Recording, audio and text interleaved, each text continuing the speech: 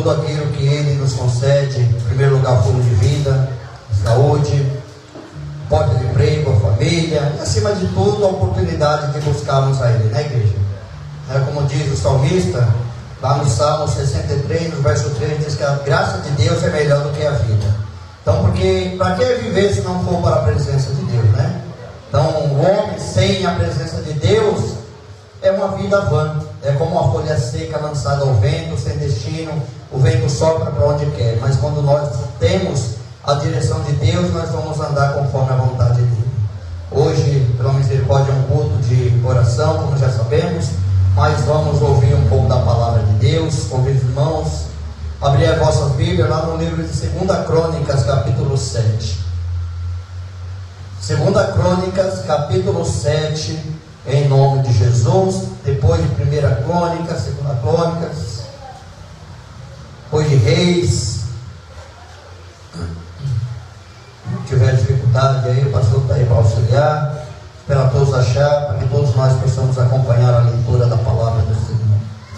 Segundo livro das Crônicas, capítulo 7.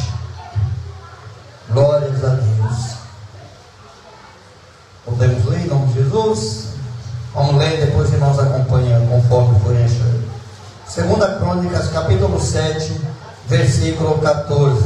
Diz assim: se o meu povo, que se chama pelo meu nome, se humilhar e orar e me buscar e se converter dos seus maus caminhos, então eu ouvirei dos céus, perdoarei os seus pecados e sararei a sua terra. Por meio dessa palavra, convido os irmãos, vamos orar nesse momento em nome de Jesus. Senhor nosso Deus e nosso Pai, Pai Santo, Deus de misericórdia, aqui estamos, meu Pai, mais uma vez na Tua casa. Nos encontramos mais uma vez reunidos, meu Pai, na Tua presença. Receba desde já, meu Pai, o nosso louvor. Receba, meu Pai, a nossa adoração. Receba, meu Pai, a nossa comunhão, a nossa prontidão de vontade. De mais uma vez estarmos aqui reunidos, meu Pai, para Te buscar, para Te adorar. E aqui acabamos de ler, meu Pai, a Tua palavra. Senhor, eis aqui, meu Pai, a minha vida. Ouça-me, Senhor, como instrumento para propagar, meu Pai, a Tua palavra, o Teu Evangelho, a Tua justiça, não aquilo que seja do agrado da carne, mas tudo que seja para a edificação, meu Pai, do nosso homem interior, ou seja, meu Pai, o nosso homem espiritual, meu Pai, no Senhor, que venha sobressair. Leva cativo, meu Pai, todo entendimento, a obediência do Senhor. Repreenda desde já o cansaço, repreenda, meu Pai, a fadiga, os pensamentos, meu Pai, que não convém, os pensamentos que não edificam e que toda a força do mal, Senhor. Oramos a Ti nesse momento, que seja repreendido desde já, em nome de Jesus Cristo. Glórias a Deus. Irmãos, podem tomar os seus assentos e após se assentarem, se quiserem aplaudir ao nome do Senhor, fica à vontade. As palmas com muita alegria para o nosso Deus. Glórias a Deus. Amém, igreja? 2 Crônicas 7,14 diz: se o meu povo, que se chama pelo meu nome, ou seja, quem é o povo de Deus? Aqui na palavra aqui, vamos dizer que era o povo de Israel, né? Aqui é Deus falando por Salomão, falando com Salomão, a qual apareceu ali em sonho para Salomão. E aqui Deus dando uma direção para aquele homem, falando-se o povo que se chama pelo nome dele. Ou seja, quem são os povos de Deus, o povo de Deus hoje? Somos nós, que pela misericórdia professamos servir ao nosso Deus. Não, mas esse povo aí é para o povo de Israel. Irmãos, a palavra de Deus é para todos aqueles que professam servir a Deus. Você vê que as pessoas hoje muitas vezes querem acatar as bênçãos, o povo quer acatar para si. Mas quando é muitas vezes uma palavra de correção, uma palavra de Deus repreender, as pessoas, não, mas isso é para o tempo lá da igreja, do passado. Mas as bênçãos é para hoje, né? As bênçãos não tem data de validade, não. Mas quando é Deus para exortar, parece que a exortação de Deus tem um prazo de validade na vida do povo. Mas nós sabemos que a palavra de Deus é apta para corrigir, para redarguir, para repreender, para que o homem de Deus seja perfeito e perfeitamente habilitado para toda a boa obra. Então aqui a palavra está falando que o povo de Deus, chama pelo nome de Deus, tem um requisito, falam que primeiramente se humilhar. O que é se humilhar para Deus? Se humilhar, nós lá vamos andar todo maltrapilho, com roupas rasgadas, vamos andar todo despenteado, sem pentear o cabelo, sem escovar o dente, vamos andar todo humilhado, que Deus vai nos ouvir, que Deus vai nos acolher, vai nos ter nós como coitadinhos. É isso? Não, igreja. Se humilhar para Deus é nós reconhecermos que nós somos totalmente dependentes dele. É nós não queremos realmente querer tomar o lugar de Deus. Hoje as pessoas, muitos se acham como se fosse um semideus, né? Tem o Deus, Jesus e o Espírito Santo. Para muitas pessoas eles acham que é a quarta pessoa da Trindade. Ou seja, acha que realmente ali está fazendo parte ali do carcel ali, do povo ali é Jesus, Deus, o Espírito e Ele. Ou seja, igreja, aqui nós somos servos. Tanto aquele que está aqui ministrando, como aquele que está sentado, como aquele que está lá na porta, como aquele que está na escolinha. Todos nós diante de Deus temos o mesmo valor. Todos nós diante de Deus temos verdadeiramente o mesmo valor, porque fomos comprados pelo mesmo preço, pelos preços de sangue, ou seja, pelo preço de Jesus Cristo, ao qual se entregou em resgate de todos nós. E aqui o segundo requisito é orar. O que é orar, irmãos? A Bíblia fala que temos que orar sem cessar. O que é uma oração sem cessar? Nós temos um hábito de orarmos, de nós buscarmos a face de Deus, é de nós termos realmente um entendimento, uma compreensão, que mesmo em meio às nossas lutas, mesmo em meio às dificuldades, mesmo em meio aos momentos difíceis que nós passamos e enfrentamos a cada dia na face dessa terra, mas nós temos que orar, porque quando nós oramos, buscamos a Deus em oração, nós estamos nos humilhando diante dele e confessando que nós dependemos de Deus, que a força nossa não está no nosso braço, não está aqui, olha, eu posso, eu vou fazer, eu vou realizar no meu tempo. Quem somos nós, igreja? Ou seja, nós temos que orar, nós temos que buscar a Deus. Quantos homens, mulheres de Deus nós temos relatos na palavra de Deus que venceram as suas guerras, venceram as suas lutas, por meio do quê?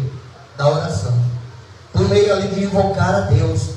É como Deus falou para o profeta Jeremias, lá em Jeremias 33:3, Deus falou: clame a mim e responder-te-ei e anunciar-te-ei coisas grandes e firmes que tu não sabes ou que tu não conheces. Ou seja, aquilo que nós muitas vezes não conhecemos, não entendemos, não estamos ali muitas vezes familiarizados, não muito naquela situação ao nosso redor, nós não estejamos muitas vezes ali entendendo aquela situação, mas nós buscando a Deus em oração, Deus ele vai revelar o porquê daquele momento, que aquele momento é somente uma fase. Deus ele vai nos dar força para nós atravessarmos aquela circunstância. O que vale para nós é não desistirmos e não desfalecer, como a palavra foi falando, que não devemos desfalecer na oração. Pelo contrário, a Bíblia fala nós sermos fervorosos de espírito, não desfalecemos, Senhor, na oração, deixar de orar, mas nós sermos fervorosos, buscar a Deus. Temos o entendimento e a compreensão que as lutas, os momentos maus, as dificuldades virão sobre cada um de nós. Nenhum de nós estamos isentos. Lembra quando Deus resgatou aquele povo lá que ficou anos e anos no Egito, e Deus levantou um libertador, Moisés, para libertar o seu povo, para libertar aquele povo que estava cativo. E ali, depois de tantos sinais que Deus mostrou ali para aquele povo, né, no Egito, ainda com Deus ali trancou o coração de Faraó para mostrar para o povo que realmente Deus estava cuidando, guardando eles. E quando Deus ali enviou a última praga, ao qual foi a morte dos primogênitos, ao qual Faraó ali permitiu que o povo viesse realmente sair daquele lugar, e ali, após o povo sair do Egito, o coração de Faraó se trancou novamente ao ponto de perseguir o povo de Deus, perseguir o povo do Senhor.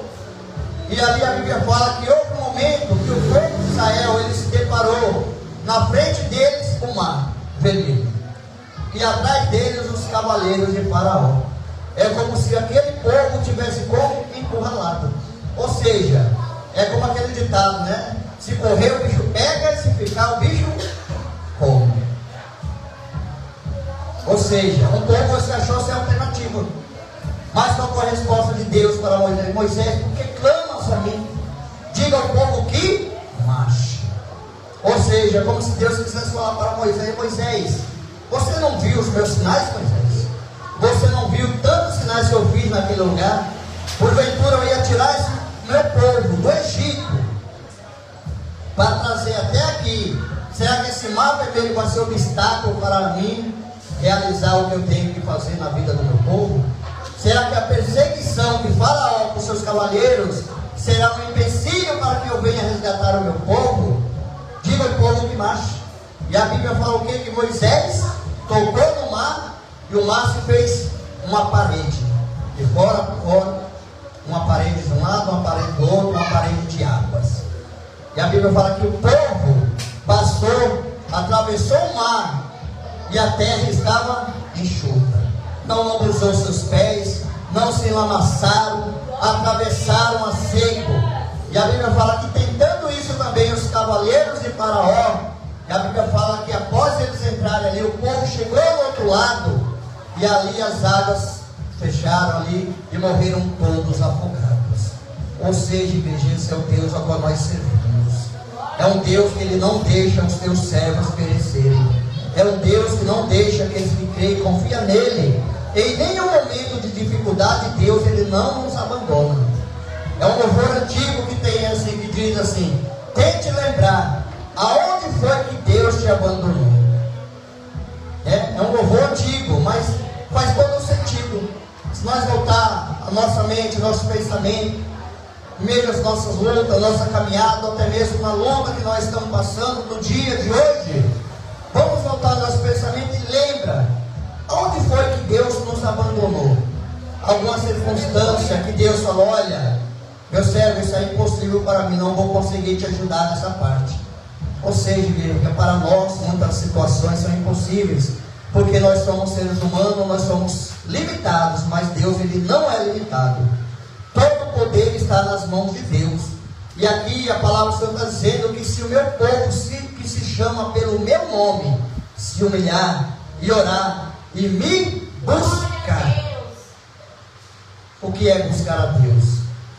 Talvez seja um momento igual esse aqui que nós estamos reunidos, mas não é somente isso, porque o buscar a Deus não é somente na igreja, porque o momento de cultuar, nós chegamos aqui, vamos ter 2 horas de culto, mas o culto daqui a pouco encerra, vamos para a nossa casa. E será que durante o nosso ir para a nossa casa, chegarmos lá, deitarmos, dormirmos, no outro dia trabalharmos, cuidar dos nossos afazeres, o nosso cessar de buscar a Deus acabou? Agora vou buscar a Deus só no próximo culto.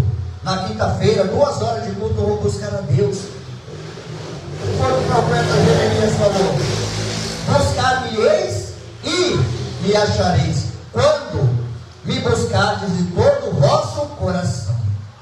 Ou seja, o buscar a Deus não é somente 2 horas de culto, não é somente enquanto estamos aqui reunidos, essas 2 horas de culto, porque nós buscamos a Deus na igreja, buscamos a Deus em casa, estamos em comunhão com Deus no trabalho, na rua, onde estivermos, o nosso coração, o nosso pensamento tem que estar voltado nas coisas do Senhor. Porque se a nossa mente, o nosso coração não estiver voltado para as coisas do Senhor, como que irá ser? A nossa mente vai ficar fortalecida em quê? Vai se apegar em quê? Nas coisas do mundo? Porque as coisas do mundo nós sabemos que está aí ao nosso redor, para nós escutarmos, vermos, entender e compreender como está o mundo. Mas esse buscar a Deus, que a palavra que você está falando, é em todo o tempo mesmo. É buscar ao Senhor. A Bíblia diz: buscai o Senhor enquanto se pode achar, invocar enquanto Ele ainda está. Ou seja, quando é que nós temos condições de buscar a Deus? Tem alguém respirando aí? Glórias a Deus. Temos condições de buscar a Deus enquanto estamos respirando. Porque se sou fome de vida, não tem como mais buscar a Deus, não tem como mais invocar o Senhor. Não tem como mais se humilhar para Deus, nem orar a Deus. Porque o orar, o se humilhar, o buscar, o se converter dos seus maus caminhos, que é o próximo passo aqui, é enquanto nós temos fôlego de vida, saúde, oportunidade de buscar a Ele. Aí ele termina falando: então eu ouvirei dos céus, perdoarei os seus pecados e sararei a sua terra. Ou seja, para Deus agir, operar, fazer a obra dele em nossas vidas, na nossa família, no nosso bairro, no nosso país, no nosso dia a dia, depende de nós a cada dia buscarmos a Ele. Existe uma estatística que diz que o Brasil é um dos países que tem mais pessoas evangélicas. É um top, ali vai dizer que estamos no top 5 ali, é o Brasil de pessoas cristãs. Mas se verdadeiramente fossem pessoas assim, o Brasil, com pessoas que realmente buscassem, como a palavra do Senhor está falando aqui, que buscassem, que se humilhassem, que orassem, se convertessem. Igreja, eu pergunto, será que a nossa nação estaria do jeito que está? Não, porque a Bíblia está falando aqui que Deus ele vai perdoar os pecados dos que buscam com sinceridade, que voltam, que oram, e que Deus vai sarar a terra. Olha o país que nós habitamos, a falcatrua, né? Tantas coisas, tantas roubalheiras, tanta mortandade, tanta violência. Ah, irmão, mas isso aí é no mundo inteiro. Sim, no mundo inteiro. Mas a Bíblia diz assim lá em Salmos 33:12: feliz é a nação cujo Deus é o Senhor, cuja nação que busca Deus, que Deus ali realmente está presente. Não que não vai haver luta, dificuldade, mas vai ser uma nação que realmente vai ter mais pudor das coisas de Deus. Você vê que as pessoas hoje fazem tanta chacota com o nome de Deus.